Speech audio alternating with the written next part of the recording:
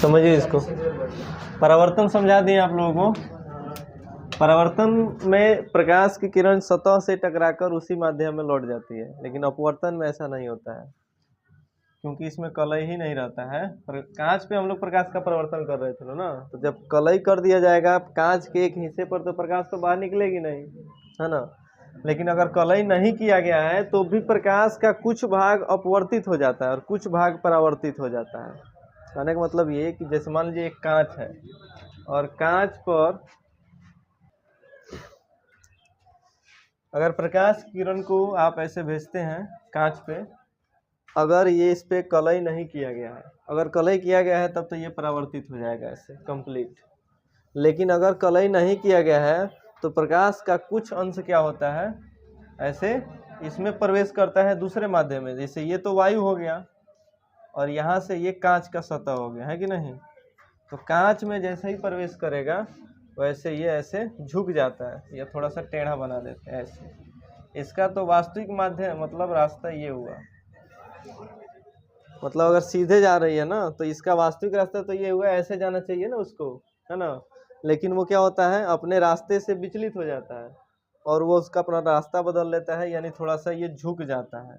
इसी घटना को हम लोग कहते हैं क्या, प्रकाश का अपवर्तन। कहने का मतलब ये कि जब प्रकाश एक माध्यम से दूसरे माध्यम में जाती है ना, तो प्रकाश जो है अपने पथ से विचलित हो जाती है। इस घटना को हम लोग क्या कहते हैं, प्रकाश का अपवर्तन कहते हैं। अब ये होता है, अब यहाँ पे देखिए ये है अभिलंब। प्रकाश के परावर्तन में भी लंब था, इसमें भी अभिलंब है। अब चूंकि ये किरण आ रही है तो ये आपतित किरण है कि नहीं, और ये किरण परावर्तित किरण है कि नहीं है। ये क्या है, अभिलंब है। ये कौन सी किरण है, आपतित किरण। ये परावर्तित नहीं, अपवर्तित किरण। परावर्तन नहीं हो रहा है ना अब। तो ये आपका एंगल हो जाएगा आई। इसको कहते हैं हम लोग कौन सा कोण, आपतन कोण, जिसको एंगल आई से सूचित करेंगे। और ये जो एंगल होगा वो होगा एंगल आर। इसको हम लोग क्या कहेंगे, अपवर्तन कोण। इसके पहले परावर्तन हो रहा था, उसको भी समझा देते हैं और बढ़िया समझ में आएगा। जैसे देखिए इसके पहले हम लोग ऐसे पढ़े थे, ये अभिलंब था, ये हो गया ये है आपतित किरण, ये परावर्तित किरण। तो इसमें एंगल बनता था तो आपतन कोण, और ये एंगल परावर्तन कोण। लेकिन यहाँ पे ये आपतित किरण है और ये अपवर्तित किरण, तो ये आपतन कोण और ये अपवर्तन कोण। परावर्तन में आपतन कोण परावर्तन कोण के बराबर होता है, लेकिन अपवर्तन में ये बराबर नहीं होता है। ये भी बराबर हो जाता है कब, जब प्रकाश किरण सीधे जाती तब, लेकिन सीधे नहीं जा रही है, यहाँ से झुक जा रही है। हाँ, तो यहाँ पे जो एंगल होता है, एंगल आई, ये इसके बराबर नहीं होता है। या तो बड़ा हो सकता है, नहीं तो छोटा हो सकता है। अब आता है माध्यम की बात कि वास्तव में प्रकाश क्यों इधर झुकता है, सीधे क्यों नहीं जाता है ना। प्रकाश किरण जब एक माध्यम से दूसरे माध्यम में जा रही है तो फिर सीधे ही जाना चाहिए, इधर क्यों झुकती है, क्योंकि इसका माध्यम चेंज होता है। ये देखिए ये है विरल और ये है सघन। बोलो, विरल माध्यम में क्या होते हैं, पदार्थ के जो कण होते हैं वो अधिक दूरी पर होते हैं। जैसे वायु निर्वात है, इसमें कण, इसमें भी कण है। कण को देखना है तो क्या कीजिए, धूप में जाइए, किसी कपड़े को थोड़ा सा झाड़िए, देखिए उसमें छोटा छोटा कण दिखाई देगा, है ना। तो निर्वात मतलब वायु में भी कण होते हैं, छोटे छोटे कण, लेकिन इन कणों का डिस्टेंस जो होता है वो क्या होता है, अधिक दूरी पर होता है। जैसे मान के चलिए कि ये हो गया हमारा वायु के कणों का डिस्टेंस। अब जब हम लोग जाते हैं किसमें कांच में, तो इसमें क्या होता है, इसमें कण अधिक नजदीक हो जाते हैं, एकदम नजदीक। तो बताइए जाहिर सी बात है, तो जब प्रकाश इसमें जाएगा तो इसका वेग अधिक रहेगा, क्योंकि इसमें खाली जगह मिलेगा उसको ज़्यादा, तो और तेजी गति से गति करेगा। इसमें जब प्रकाश जाएगा तो उसका गति क्या हो जाएगा, कम हो जाएगा। इसलिए जब प्रकाश विरल माध्यम से सघन माध्यम में आता है तो वह विलंब की ओर क्या होता है, झुक जाता है, क्योंकि उसका वेग कम हो जाता है। ठीक है, तो इसमें डैश दे के लिखिए आप लोग प्रकाश के अपवर्तन में।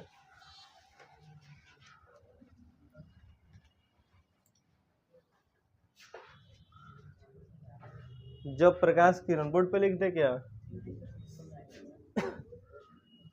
आगे छोड़ दे, घर से लिख लीजिएगा लोग।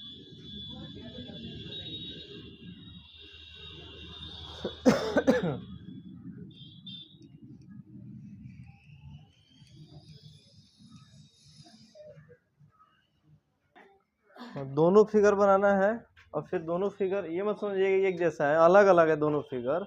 अभी समझाते हैं इसको, पहले हाँ पहले उतारिए इसको। ये ऊपर वाला आपका कौन सा मीडियम हो जाएगा, बोलिए, विरल। और ये कौन सा मीडियम, सघन। इसमें भी ये विरल और ये सघन। लिखिए फिर समझाते हैं, नोट कीजिए, समझो। यहाँ पे यहाँ भी प्रकाश का अपवर्तन हो रहा है, यहाँ भी प्रकाश का, लेकिन दोनों में अलग अलग प्रकार का अपवर्तन है। एक प्रकाश की किरण सघन विरल से सघन में आ रही है, देखिए इसका डायरेक्शन आने का ऐसे, और दूसरे प्रकाश की किरण सघन से विरल में जा रही है, माध्यम चेंज हो रहा है। तो जब विरल से सघन में आएगी तो अभिलंब की ओर क्या होगी, झुक जाएगी, क्योंकि इसको मतलब अधिक कण ऐसे कणों से मतलब सामना होगा जो कण एक दूसरे के क्या है, नजदीक है, इसलिए वहां पे प्रकाश की किरण की गति कम हो जाती है और अभिलंब की ओर झुक जाती है। यहाँ पे जब सघन से विरल में जाएगी तो वो अभिलंब से दूर भागती है, ठीक है। अब यह बोले कि सर हम ऐसे लिख सकते हैं कि क्या बोला था, अभिलंब की ओर झुक जाए, तो उसको प्रकाश का अपवर्तन कहते हैं। तो ये तो देखो अभिलंब से झुक आ रही है, झुक तो बाहर भी तो जा रही है, दूर भी तो जा रही है, इसलिए। अब यहाँ पे देखिए, यहाँ पे जो आपतन कोण होगा वो अपवर्तन कोण से क्या हो जाएगा, छोटा हो जाएगा, और यहाँ पे जो आपतन कोण होगा वो अपवर्तन कोण से बड़ा हो जाएगा। ऐसा इसलिए क्योंकि ये तो झुक रहा है ना, तो जितना ही नज़दीक आएगा उतना ही एंगल छोटा बनेगा, और ये जितना दूर होगा उतना ही एंगल बड़ा बनेगा। तो यहाँ पे ये कोण इस कोण से बड़ा है, ये कोण बड़ा है, और यहाँ पे ये कोण छोटा है और ये कोण बड़ा है, इसलिए आपतन कोण छोटा भी हो सकता है और बड़ा भी हो सकता है। ये प्रकाश के अपवर्तन का नियम। अब बारी बारी से हम इसको डिफाइन करेंगे। ये अभिलंब है, ये है आपतित किरण, अपवर्तित किरण, आपतन कोण और अपवर्तन कोण। इस सबको बारी बारी से डिफिनेशन लिखेंगे, जैसे हम लोग प्रकाश के परावर्तन में लिखे, ठीक है। तो उससे भी पहले विरल और सघन माध्यम को परिभाषा लिख लीजिए। तो टॉपिक बनाइए विरल माध्यम।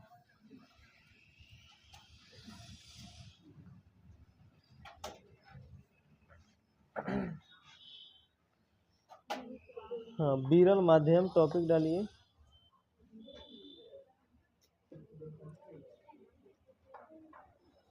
विरल माध्यम,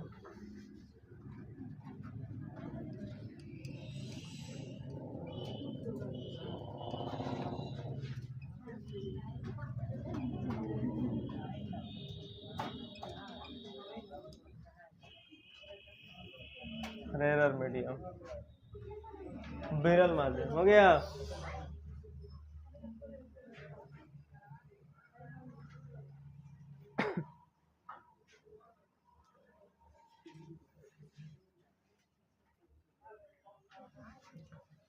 लिखिए दोस्तों कि ऐसा माध्यम जिसमें प्रकाश का वेग क्या होता है, अधिक होता है,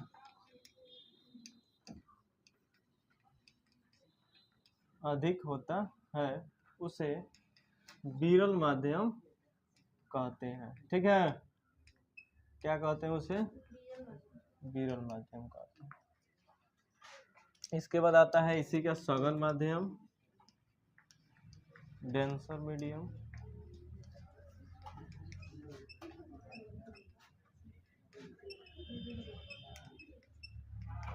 इसमें ठीक इसका उल्टा हो जाएगा, ऐसा माध्यम जिसमें प्रकाश का वेग कम होता है या कम हो, उसे सघन माध्यम कहते हैं। सघन माध्यम कहते हैं। चलिए नोट कीजिए इसको।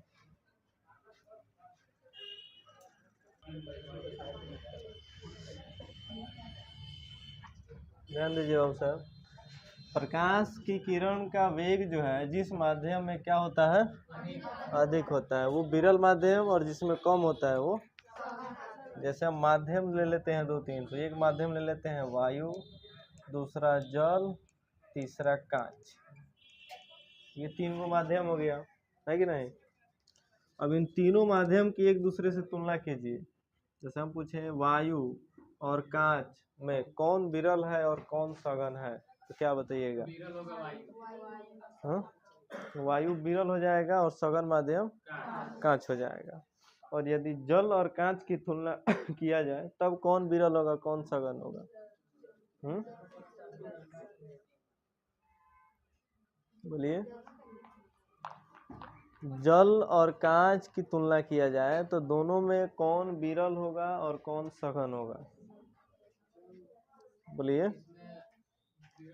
जल विरल होगा और कांच सघन होगा, क्योंकि जल के तुलना में प्रकाश का वेग कांच में अधिक होता है, सॉरी जल में अधिक होता है और कांच में कम होता है, इसलिए जल विरल माध्यम और कांच सघन माध्यम। अपवर्तनांक आप लोगों को लिखवाया जाएगा। अपवर्तनांक जब आप लोग याद कर लीजिएगा तो किसी भी माध्यम में प्रकाश की चाल आप लोग निकाल सकते हैं। जैसा अभी हम लोग पता है कि वायु में प्रकाश की चाल कितना होता है,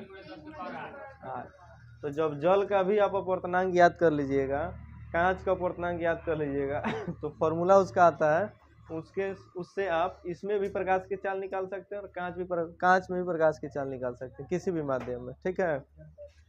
अब लिखिए प्रकाश के अपवर्तन का नियम।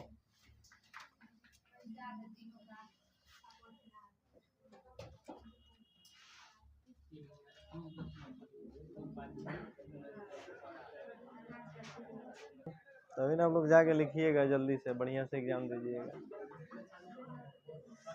देखिए प्रकाश के अपवर्तन का पहला नियम, परावर्तन का पहला नियम था कि आपतित किरण, परावर्तित किरण तथा आपतन बिंदु पर डाला गया लंब तीनों एक ही था। इसमें केवल परावर्तित के जगह अपवर्तित किरण हो जाएगा, यानी आपतित किरण, अपवर्तित किरण तथा आपतन बिंदु पर डाला गया लंब तीनों एक ही तल में होता है। दोनों सेम सेम है, केवल परावर्तित किरण के जगह अपवर्तित किरण है इसमें। ठीक है, क्योंकि अपवर्तित किरण है ये आपका